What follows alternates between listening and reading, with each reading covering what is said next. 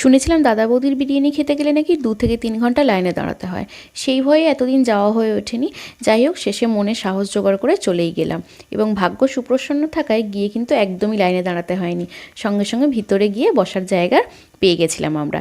এরপর বলি, প্রথমেই নিয়েছিলাম অরিজিনাল ভেটকি মাছের ডায়মন্ড ফিশ ফ্রাই। ভীষণ ভালো তার টেস্ট। 150 টাকা নিয়েছিল আমাদের। সঙ্গে দিয়েছিল 2টো জলের বোতল কমপ্লিমেন্টারি এবং একটা গ্রিন স্যালাড। ফিশ ফ্রাইটা একদম গরম ছিল আর তার স্বাদ ছিল অতুলনীয়। এরপর আমরা নিয়েছিলাম স্পেশাল মাটন বিরিয়ানি, যেটা নিয়েছিল 550 টাকা। 2 প্লেট দিয়েছিল, 2টো আলু এবং 2টো মাটনের পিস ছিল। মাটনের পিসগুলো তো বেশ ভালো সাইজ, স্ট্যান্ডার্ড সাইজের থেকেও অনেকটা বড়। আর ওখানে খাওয়ার পর বুঝলাম কেন এত মানুষজন দাদা বৌদির বিরিয়ানি বলতে পাগল।